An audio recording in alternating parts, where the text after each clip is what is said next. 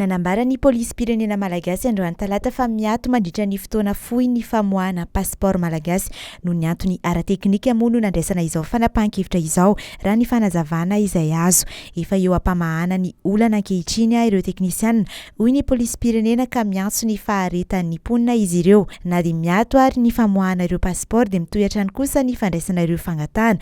Hoy hatrany izy ireo tamin'ny taona lasa dia efa niato nandritra ny 2 volana ihany koa ny famoahana pasipaoro. Antony ara-teknika sy ho fandaminana anatiny no antony nampiatoana izany tamin'izay.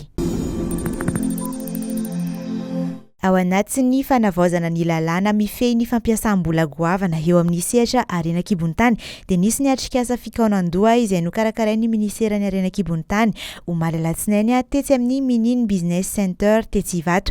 Nasaina nandray anjara tamin'izany atrikasa izany avokoa ireo rehetra voakasika izany fanavaozana izany toy ireo solom-panjakana, ny fiarahamonim-pirenena ary koa ireo fandraharahana eo amin'ny sehatry ny HARENA AN-KIBON'NY TANY. Ny tanjona moa dia mba ampandraisana anjara ny rehetra amin'izany famolavola ny lalàna vaovao izany. Anisany voaresaka nandritra ity hetsika ity ny mahakasika ny tombotsoa ho an'ny fanjakana amin'ny alalan'ireo tetikasa lehibe eo amin'ny sehatry ny HARENA AN-KIBON'NY TANY ary ny fampandrosoana entina izany eo amin'ny toerana misy azy sy ny firenena. Noresana ihany koa ny lafiny araketra. Androany talata no nosokafana tamin'ny fomba ofisialy tetsy amin'ny CEG ny tetikasa ankizy hiary.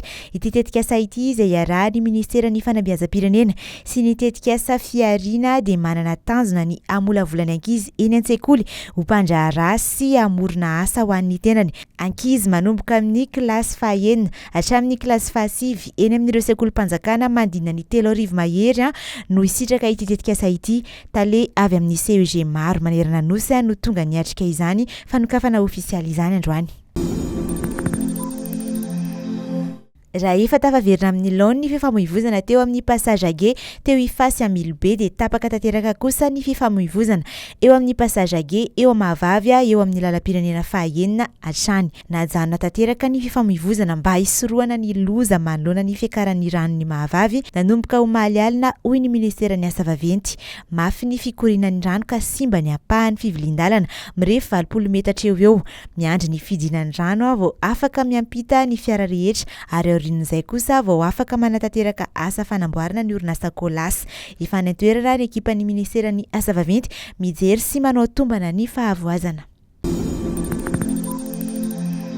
Itoy any Antsirabe manomboka rahampiso alarobika hatramin'ny alatsinainy ho avy izao ny fanomanantena ho an'ny Barea izay hiatrika ny lalao fifanitsanana ny amin'ny fiadinan'ny tompon-dakan'ny Afrika eo amin'ny taranja baolina kitra na ny CHAN 2024. Araka ny vaovao izay napitan'ny federasiona malagasy ny baolina kitra.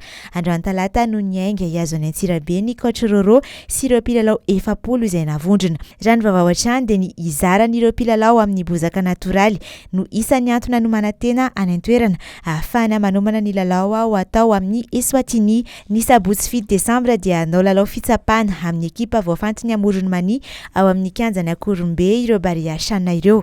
Ny ambitsin'iny dia ny ekipa voafantiny Vakinankaratra indray no ifanandrinany.